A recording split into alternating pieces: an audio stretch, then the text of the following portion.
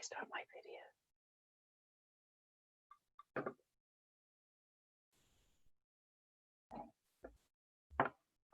Hello, everybody, and welcome to this web streaming of the REN21 Renewables 2020 Global Status Report.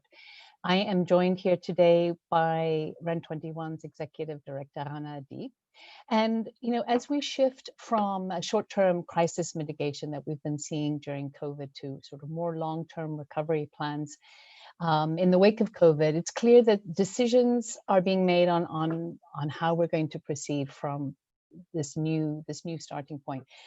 But it's also crucial to look back on the policies and the financial instruments and the project designs that have been successful over the past years to give us guidance on how to move forward and how we can build back better. So the GSR, what we call the GSR 2020, so the Renewables 2020 Global Status Report, provides the most accurate data available about where we stand today on renewables. And so this presentation today is really to set that context. Where do we currently stand? And what are the things that we need to be looking for as we move forward during this post-COVID time so that we can have clean, sustainable, healthy communities? And so with that, I'm going to turn the floor over to Rana Adib. As she's speaking, please feel free to text any of your questions to us, and we'll have a question and answer session at the end of Rana's presentation. Rana, the floor is yours.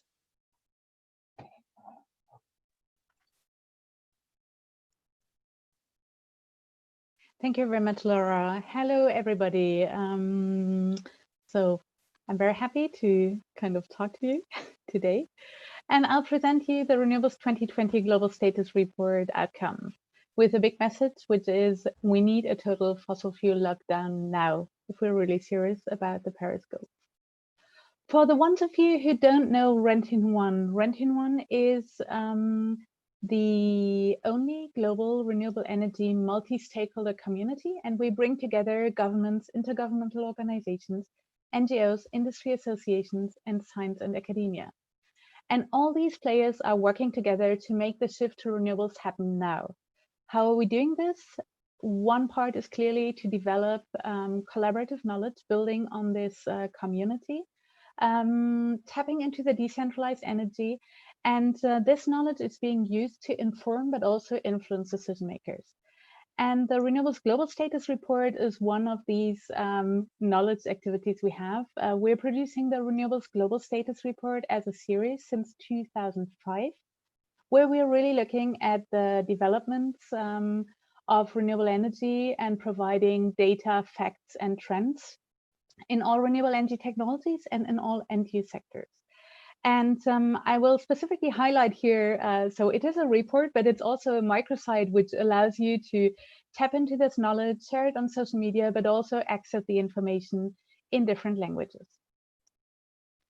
Before talking about the Renewables Global Status Report, I think it's really important to see what renewable energy really means, because it's not only about renewable energy technologies. Renewables provide clean air and a healthy environment. And I think especially after COVID times, for people living in big cities, we know how valuable this is. Obviously, fewer CO2 emissions. It also creates economic opportunities and provides decent jobs. And again, in the economic recovery discussions, obviously, this is very important, especially in developing emerging countries. So in Africa and Asia, renewable energy is also very much being used for providing affordable and inclusive energy. And again, in COVID context, energy security and sovereignty can build very strongly on renewables. Just as one example, this is a figure provided by the International Renewable Energy Agency. In 2018, renewable energy provided 11 million jobs worldwide. And so I think what is interesting in the current discussions is to also acknowledge the fact that renewables provide per dollar invested up to 3 times more jobs than fossil fuel. Now, what is the story of renewable energy in 2019? Again, we have a huge success in the renewable power sector with a record of 200 gigawatts of renewable power added in 2019. And this is very much, and you see it here on the yellow part, building on solar photovoltaics, and the blue part building on wind power. Most additions happened actually in developing and emerging economies for the 5th year in a row. And this development is very, very much driven by the fact that solar PV and wind almost everywhere is the least cost option today. What we also see, and that's another great success basically in the renewable power sector, is that today renewable power is a global story. It's happening everywhere. And in 2019, we had 47 countries that had more than 1 gigawatt of installed capacities of solar PV and wind power. And this clearly shows the shift from 2009, we had 18 countries, showed that the fact that we have the least cost option here is driving the spread worldwide. We also see that I spoke about energy access before. When we're looking into Africa and Southeast Asia in particular, that renewable energy and this least cost option, basically the cost reductions, also led to the fact that we have an enormous spread of solar home systems, but also solar lanterns, etc. In 2019, we had sales of 35 million units approximately. In markets where we have basically a higher maturity, I guess, in terms of renewable energy development, we do see that this development also leads to higher shares of variable renewable electricity in the grids, so solar PV and wind. And contrary to some of the myths which were still existing and are still existing in some regions, the grids are able, and we are able to integrate high shares of variable renewable electricity. Now, I think here is a slide which really shows how much cost is driving. When we're looking into the renewable power net additions, so all new capacities, 75% we're building on renewable electricity. So you might wonder, why do we still need to speak about renewables and make it a success story? One aspect to this is the following slide. We see that today, even though we have a huge success in renewable power, renewables only cover 27.3% of the global power demand. The other aspect is also that it's very clear that for reaching the Paris Agreement, we need to ramp up investment significantly. You see that between 2018 and 2019, the increase was only of 1% in terms of global investment in renewable power and fuel. And this clearly means that is reflecting the fact that costs have gone down more, but also shows that we are not at scale, basically. We are not where we should be in terms of investment in these technologies. Another aspect, and I think this is an even sadder aspect of the reality of renewables in 2019, is that, again, from REN 21 side, we need to speak about the fact that we have a huge sectoral disconnect.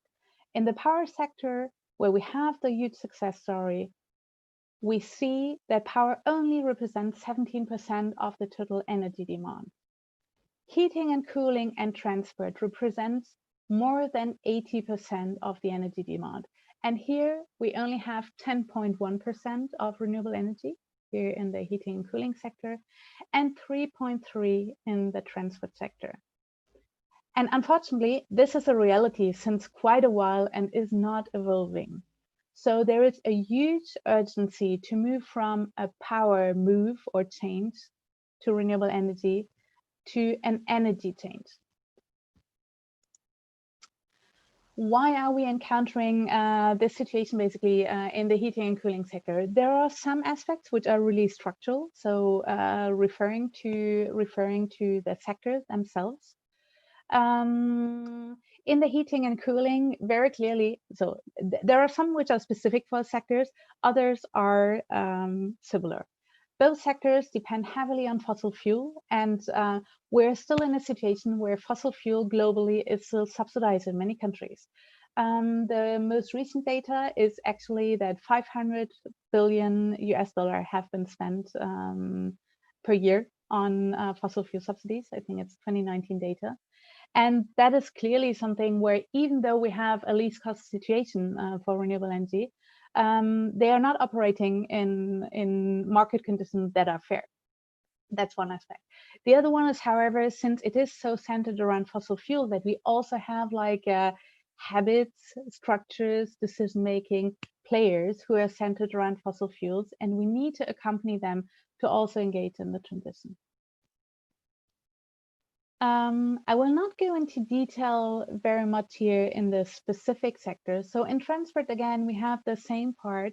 What is more critical in the transport sector is the fact that this is really the sector where the energy demand is growing the most. It's exploding, and we have plus 4% of energy demand in the transport sector. So it even underlines how critical it is to really move basically these sectors ahead and reduce the energy consumption and develop renewable energy. In transport, there is another aspect, which is limited options for aviation and shipping. But even when we're looking to road transport, which is more than 80% of the energy demand, we're really not there. What is, however, the key problem basically in these sectors, and why we're not moving in the direction and we don't see the same developments as in the power sector, is really the fact that these sectors lack the attention of policymakers. So on this slide, you see that there are 143 countries in 2019 that had power regulatory policies supporting the development of renewable energy. In the transport sector, we only have 70 countries, and these are basically all biofuels, and there has not been any country that added a biofuel mandate. There are some who only increase basically the share of biofuels. And in the heating and cooling sector, the situation is even worse. We have 23 countries only that have renewable energy regulatory policies. So it is very clear that, and you see basically how the blue curve is going up. Here, there has been a ramp up of policy supporting renewable energy development. And basically the curve in the heating and the transport sector is quite flat and is not at all reflecting the necessity we have to develop renewable energy in these sectors. Interestingly, we also see when we're looking to renewable energy targets, so here renewable energy, which means like really for the total energy demand, we do see that there is only Denmark that has a 100% renewable energy target for total final renewable energy. And you see that the map, unfortunately, is still quite wide, which means even in terms of aspiration, there is much, much more to do. There is one country that has adopted an economy-wide renewable energy target during 2019, and this is Spain. Another perspective, however, on the policy side is that we do see that carbon pricing is slowly expanding. Carbon pricing initiatives, however, only cover 20% of the global greenhouse gas emissions by end of 2019.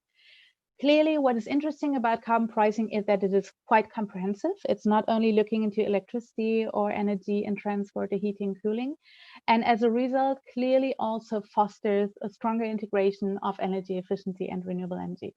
But we see again that we are not at all reflecting the structural shift which is required. So what is the overall story?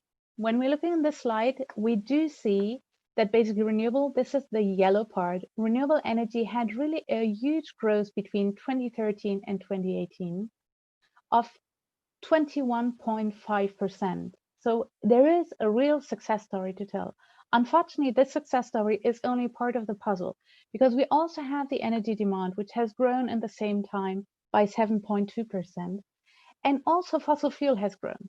So despite growing faster than other energy resources, renewables made up less than 1/3 of demand growth. And this is obviously a problem, considering the fact that most of the CO2 emissions are basically building on the fact that we are burning fossil fuels. And today it's very clear that we need to accelerate the development of renewable energy quickly. So what do we need to do? And I think this is basically the encouraging part. There are many existing solutions. These solutions need to be urgently implemented. And we don't have time to wait, and not only for climate reasons, but also for development reasons, for air pollution reasons, etc. We need to support and use policies to actively support renewables across all energy sectors. And I really insist on the fact that it's all energy sectors. And this also means that we need to bring the supply, the energy supply, closer to the energy demand. In parallel, we need to bring down energy demand. And this means like energy saving and energy efficiency need to become mandatory. Again, in all energy sectors. And what we also see, and I think this is where we need to be probably as renewable energy player more and more outspoken, it is not enough to drive basically and implement these existing solutions for new capacities. We need to accelerate the phase out of fossil fuels. And this means like banning fossil fuels, in particular in heating and transport. So everything which is fossil fuel dependent sectors, remove fossil fuel subsidies, but also divest from fossil fuels. And I think here is some encouraging parts. We do see that because of the cost of renewable energy, but also when we are looking at the true cost of fossil fuel, which are assessed, so basically the societal costs, which are assessed at 5.2 trillion US dollars. We do see that some players divest today from fossil fuel because they see that it is basically even an economic risk, a part of being a societal and environmental risk. This needs to be accelerated. And what is also clear, and I think the COVID discussion really showed this, we have sectors which are building very much on fossil fuels, whether they are fossil fuel producing sectors, but also fossil fuel consuming sectors. And we clearly need to, governments need to accompany basically these sectors to engage. They can use for doing this their public procurement to create markets. And what they also need to do is integrate basically the sectors in a much stronger way. Just as an example, I take the renewable energy and transport. We see in transport that electric mobility is clearly one of the entry points to decarbonize the sector. Today, there is only one country which links the support for an electric vehicle to the use of renewable power, and this is Austria, where you need to mandate, where basically a power purchase agreement is mandatory. What is very clear today is a systemic problem requires a systemic solution. Now, in the discussion around COVID and the economic recovery, we see a clear opportunity because there is a lot of investment will be done, and they need to be done in a responsible and a reasonable way, which means like clearly into efficiency and renewable energy. This is basically mandatory. We see, however, when we're looking at the 2019 trends, and this is where it is interesting to look into something longer, that we have a structural change, a structural problem actually in the energy system, which needs to be addressed. And for doing this, we clearly need to have systemic solutions. I will step back and have a short focus into one specific topic, because we always have in the Renewables Global Status Report a specific feature. And this year, the feature has been on public support for renewable energy. We have clearly seen in 2019, and I think this was one of the highlights, is there has been a huge mobilization of citizens around the climate topic. In 150 countries, in many countries, I don't recall whether it's 150, sorry for that. Millions of people in many countries clearly asking the governments to do more. And especially young people have been on the street, and it's also about their future, actually, we're talking. This has created a pressure on governments to engage more. There have also been many lawsuits, actually, an increasing amount of lawsuits against governments and against corporates, private sector companies. And it is very clear that there is a strong voice asking governments to do more. We see, however, also that sometimes locally there is a pushback basically on renewable energy technologies. In general, the opinion polls clearly suggest that there is a widespread societal support for renewables. But to handle basically and increase the public support, there is a possibility for governments to also take concrete actions. There are different dimensions of support. The socio-political dimension, that's basically the opinion polls.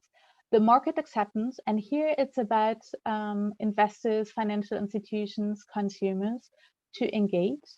and the community acceptance of specific renewable energy projects. How can governments act here? They have, there are probably three main entry points. One is clearly to inform and to create awareness raising campaigns on the renewable technologies, on the benefits, etc. And I think this refers back again to the drivers I had before, I had shown on the slide before.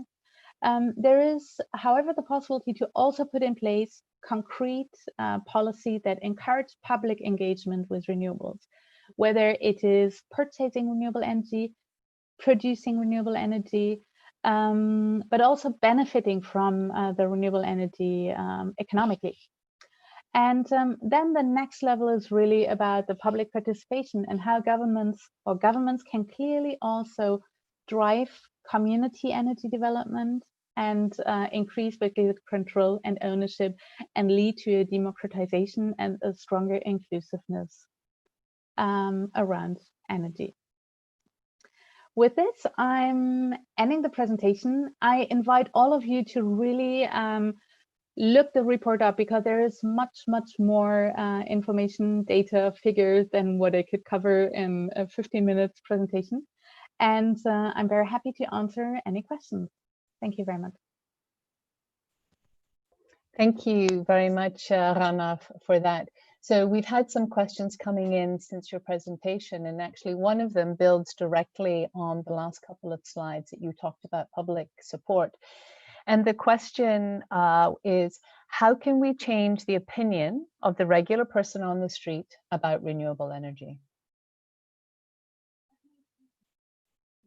She's on mute. You're on mute, Rana. Yes, I'm sorry, I unmuted myself. How can we change the opinion? It is clearly about, so this is where there is a first level, which is informing, educating, and raising the awareness.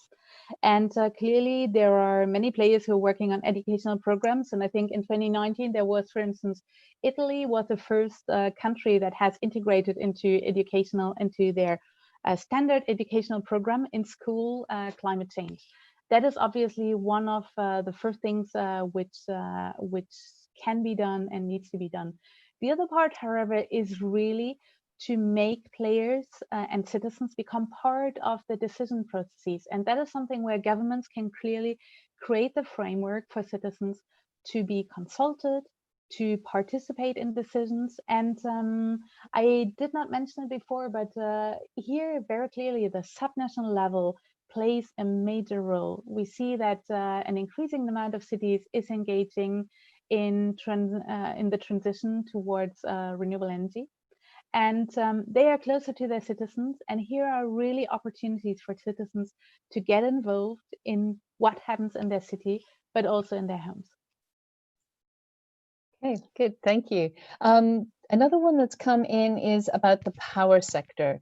So you've mentioned that renewables have made great strides in the power sector. You've talked about sort of the policies. Can you just detail a little bit more why we're not seeing the same progress in heating, cooling, and transport? Mm-hmm.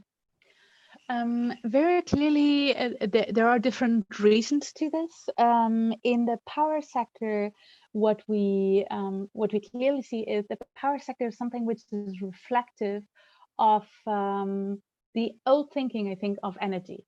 It is centralized and it is coming from the supply side. When we're looking into heating and cooling, this is something where we have more or less a split between 50-50 between the building sector and the industry sector, which already means like buildings is much more decentralized. So we clearly have a cultural shift and an institutional shift and a budget shift. The other part is, however, when we're looking in the heating sector, for instance, it is about local energy with local resources and local solutions. And as a result, streamlining this becomes more complicated. There are, however, tools to do this. You can have mandatory building codes. You can impose also in the building sector shares of renewable energy, etc. In the transport sector, again, we see that it is very much about fuels and fossil fuels, quite centralized. And here we clearly see that we have also players that have the whole economy is building around this, and as a result, making them shift to something which is more is different and more decentralized is complicated. So all in all, I also think like we still see, for instance, in the transport sector, that transport players do not always think about where the energy comes from, because this is not their mandate. It's about planning the transport, it's about reducing it, shifting it to public transportation, etc. Very often they don't have the responsibility about also seeing where the energy comes from. And as a result, we clearly need to develop basically a much more integrated planning between these sectors, and integrated policies and regulative frameworks.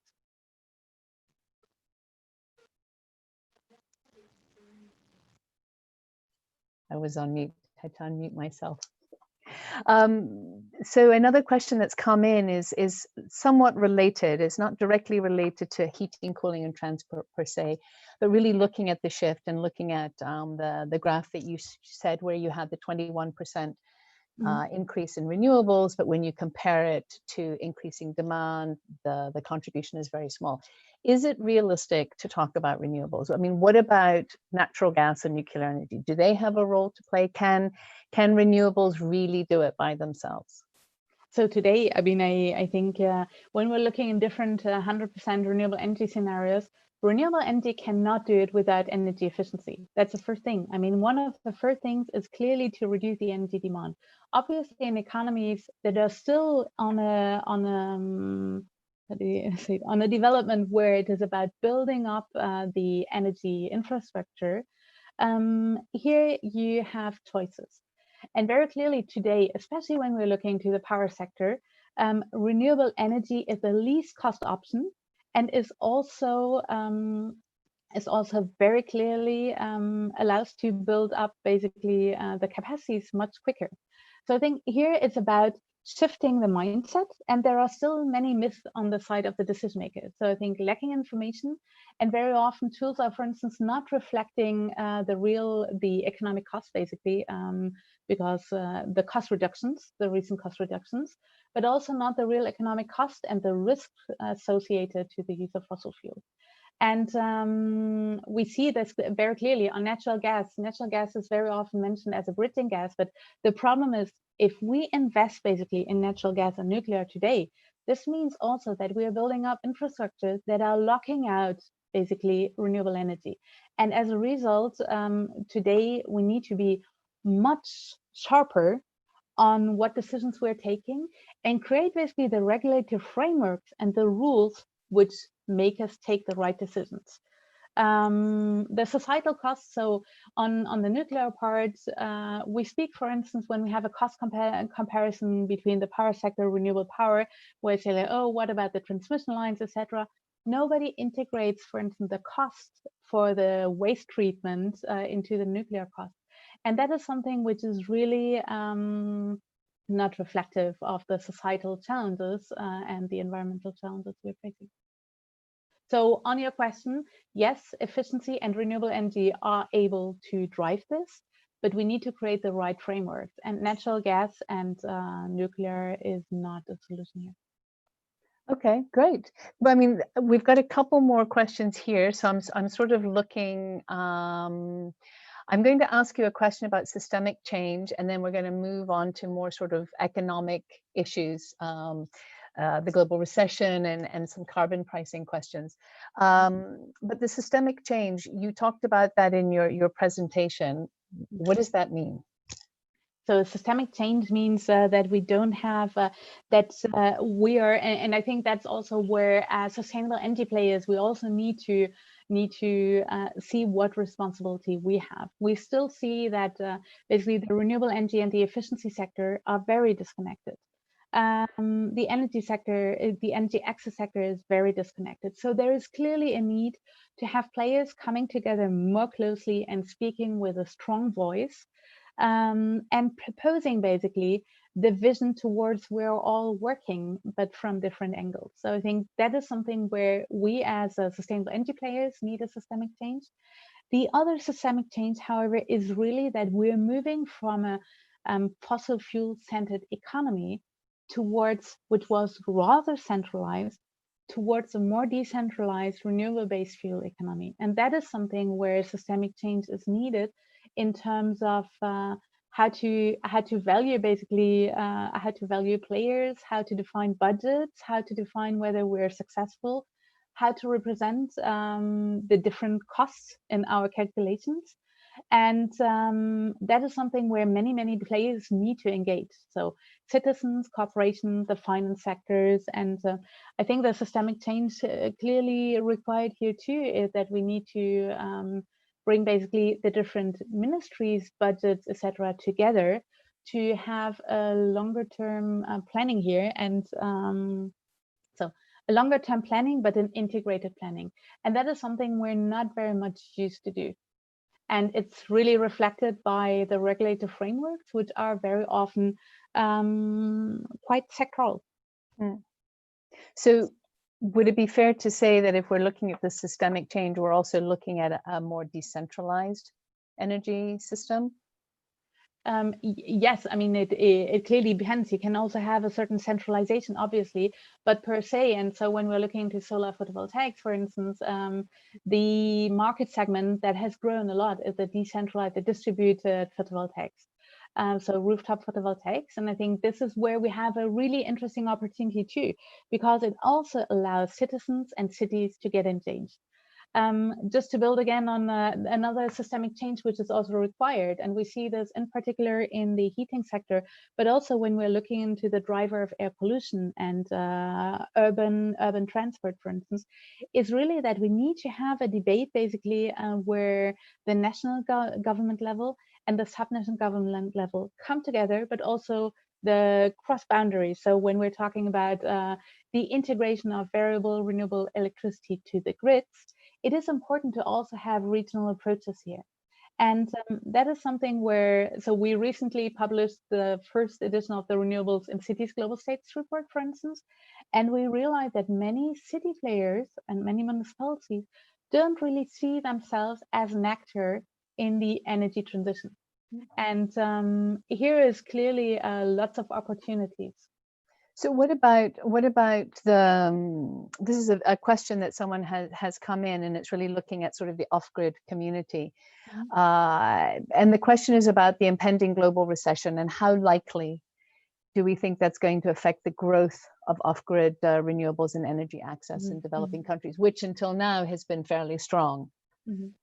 So very clearly, I think we had much communication from especially the renewable energy industry, the renewable power industry, on the resilience of the sector, which is higher compared to the oil and gas sector, for instance, to the economic crisis. However, we clearly see that in the off-grid market, there is a clear risk, and that is very much linked to the market structures. These markets are happening in countries with high country risks. It is financially not always solid markets, because the off-takers are often bankrupt. So you really need to have a good financial, so regulatory conditions, but also financial conditions. And so we know that the Alliance for Rural Electrification, together with GOGLA also, and industry players, basically in these sectors, are quite worried that there might be a major impact because of liquidity issues, basically, just because the priority is on a bigger short term. So here we also know that many governments are working together to basically bring a response to this, because the distributed renewables have really contributed significantly to advance the energy access situation in developing countries. So they were sort of talking sort of the global recession and the effect on distributed renewables. You spoke about a total fossil fuel phase out, the removal of subsidies. Can you speak a little bit more on carbon pricing? not necessarily the specifics, but you know, how can carbon pricing support renewables, and if it's done, you know, has it been done well in any country to really support the deployment of renewables? So I think the principle of carbon pricing is obviously very interesting because exactly of what I mentioned before, that today, for instance, the climate impact, but also environmental impacts, societal impacts are not reflected in the cost basically of fossil fuel. As a result, carbon pricing in its approach is clearly an interesting tool, and is also an interesting tool to address basically a stronger integration of the supply side and the demand side. So really reducing the energy demand and providing the energy with renewable energy. The reality today is, however, that carbon pricing, I mean, the carbon prices we have in the market are not reflective of the costs basically, and are not sufficiently high to really make the shift. So I think as a tool, interesting, but it also requires that sufficiently big regions and CO2 emitters agree basically on a carbon price. And with regard to this, I think we're unfortunately not close to that yet. So we have countries, and I think it was in Sweden, for instance, where carbon pricing was clearly one of the drivers also to advance efficiency and renewable energy. So in principle, it's really it's probably one of the strongest tools. But as we said, like the carbon pricing, I think was covering only 20% of the CO2 emissions, and some key countries, basically key emitters, are not part of this. So. I can imagine too that, you know, to have good carbon pricing, you might need to get it across a certain region rather than just having individual countries. So it requires a bit of regional cooperation as well. We've got a couple more questions here. You did touch on this a little bit when you mentioned the cities report. But there was a specific question about the role renewables play in improving public health, including addressing air pollution. So maybe if you could just expand a little bit more on what you mentioned in passing. So air pollution, I think, is, and it's really important to underline this, still is a cause for 7 million deaths per year. So it's a huge number. And here we have in-house air pollution. So on the clean cooking part, obviously moving, and this might be an area where natural gas does play a role, or not natural gas, but LPG does play a role. So that is one part, clean cooking. But the other part, especially in the urban environment, here we have key contributors, that is transport.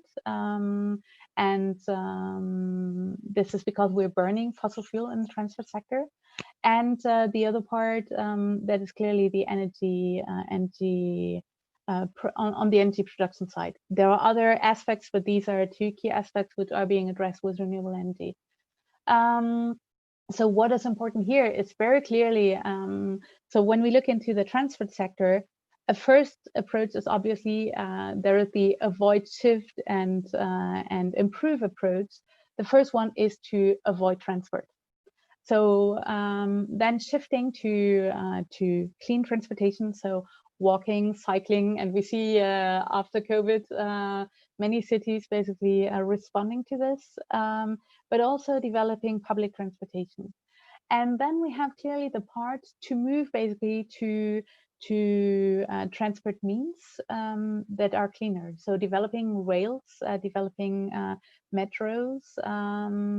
So moving from the road to rail, that's one part, but also moving from vehicles. So and here we clearly see in the urban context in particular to electric mobility, because it's a least emitter. Now, very clearly, when you move to electric mobility, at the local level, it is a response because it reduces the local air pollution.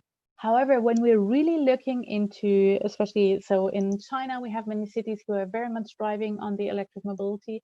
We see that they also develop this link to renewable energy to some extent, because the power produced in coal-fired power plants is a key contributor to the emissions in cities.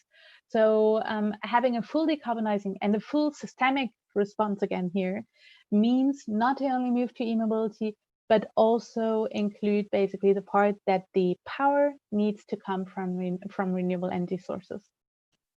And I think in the economic responses basically of many countries, we unfortunately still see that there are many recovery packages that support investment in natural gas and coal and oil. There are bailouts. And there is, on the other hand, also clearly investment into electric mobility. We don't see, however, the mandatory use of renewable power in e-mobility. And I think that is clearly something where governments can have very quickly contribute to a systemic change in a much more effective way.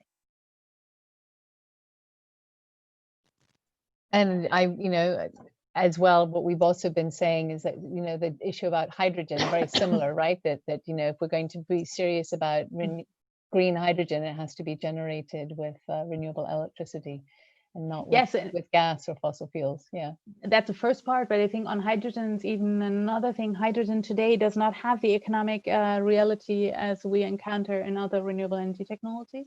That's the first thing. There still needs to be a lot of developments, and we're a bit looking into the future and building.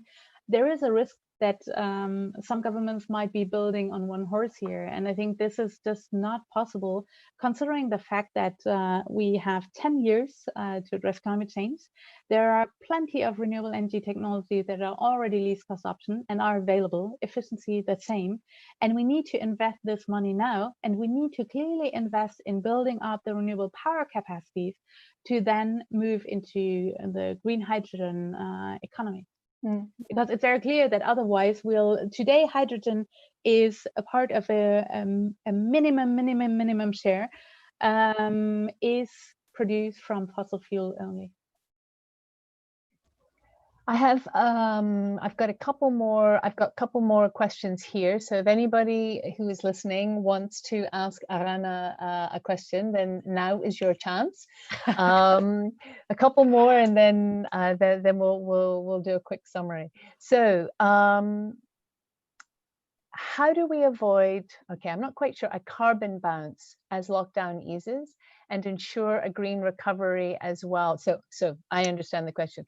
So how do we make sure that we don't just go back to business as usual, that we don't go back to the consumption that we're starting to see, the rise in CO2, well, we are seeing the rise in CO2 emissions again, but going back to what it was before. So how do we ensure that we don't go back to that? But that we also build back better. So those two components.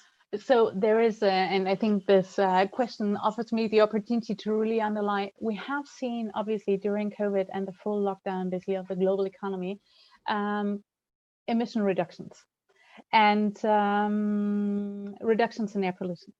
So I could say there is some hope, but here's the bad news, this is only temporary. It is not a structural shift. And again, this is really why it is fundamental that governments see and acknowledge that we need to shape the structural shift which is required. And today, how can we do this is obviously having with very short-term policy actions. And we see that, so in the transport sector, we see clearly many cities that are responding. We see clearly that there is, and I think, so in Europe, for instance, there is clearly an acknowledgement of the fact that we have basically, we're spending a lot of money for the economic recovery. And this money can only be spent once. And if we don't spend it to invest basically in the climate recovery, the money won't be there to address climate change. And this clearly means that today so if we don't do this, we're planning out future crises which are guaranteed. So there is not even only a risk of a crisis, we know that we'll have future crises. So using this the economic recovery packages to clearly orient the investments into the right sectors, so reducing energy demand, efficiency, and then also making sure that we are accompanying the sectors to move into the sectors that depend on fossil fuel to move into sustainable economic activity. So moving away from fossil fuel. And I think here we always have this job discussion. I think in the communication, it's very important to explain also to the population that if we continue to maintain these sectors as they are today, in any case, on a short to medium term, we will need to stop these sectors' activities. And this means also stopping basically these jobs.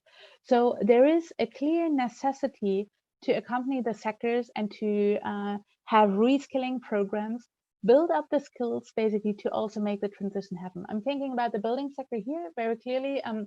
There are some low-hanging fruit, and the building sector and the renovation, basically, we know that for Europe, you would need to increase the share of renovation from 1% to 3% to meet the climate targets. Here, we're talking about very concrete local jobs. It is SMEs, it is local jobs. One of the barriers in renewable heat, for instance, but also efficiency measures, isolation, etc., is the lacking skill sets on the SME side.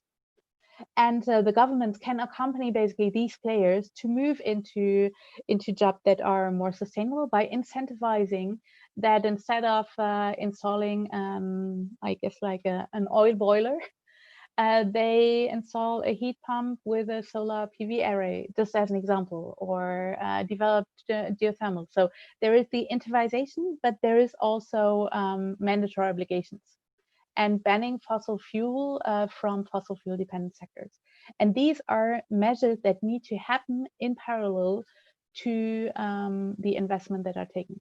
So governments at the national and subnational level need to create the right regulated framework so that the markets are also shifting to the future and not just falling back into the business as usual. Well, that was sort of interesting because the last question I was going to ask you was how do we deal with job losses in the fossil fuel industry? I think you've sort of, you've touched on that. So I hope the person who asked that question got their response. If not, we're always willing to answer more questions. There was one that was asked me at the beginning about the issue of graphene. I didn't pose that question to Rana because it's a very technical question. We focus much more on policy, market development, etc. So what I do is I invite the person, I don't have your contact details. So the person who asked the graphene question, please email us. It's secretariat@ren21.net. And we'll be able to put you in touch with someone who will be able to answer your question. If you didn't get an opportunity to ask a question and you would like to ask it, please email us, secretariat@ren21.net, and we will respond to you. So that's it from me. I'm going to pass it back to Rana for just a few closing remarks. I encourage all of you that have been participating today to come to our website, see the report in far more detail. There's lots of really interesting information. There's cool downloads, there's figures, there's a microsite. You like paper, you can download the PDF and read it from the first page to the last page. I think it's 280. If you like to jump around a little bit more, we have the microsite, which is all visually beautifully lined out and can be translated into many languages. So there's lots of different ways for you to use this data, this information, to really support and drive the uptake of renewables. And with that, I turn it back to Rana for a final few words. Thanks a lot, Laura. So that's great. I don't need to sell our activities and products anymore. So visit our website. And what I invite you to do is, I think we had many discussions at Ren21, and I think so in the Secretariat, but also with a broader community. And I feel that we, as renewable players, need also to start to be. It's very clear we are proud of what is happening in the renewable energy sector. And I think there is many reasons to be proud of. But we also need to be very much outspoken on the fact that for the moment, we need to clearly make this renewable power success story a renewable energy success story. And as a result, it also means that we need to become much more strategic on pushing basically governments, but also private sector, citizens to acknowledge this, understand it, position ourselves like this, and create the pressure required so that governments step up to create the right frameworks everywhere, basically. So it's not enough to have electricity from renewables. We also need to heat with renewables, and we need to fuel our cars or our transportation with renewables. That's one thing. And the other part is very clearly global action is required, local action is required. So building on this, we believe very much in the collaborative strength. And I know that a colleague of ours has always said, like, the good news is we have science and the economics on our side. That is a very strong thing to build up on.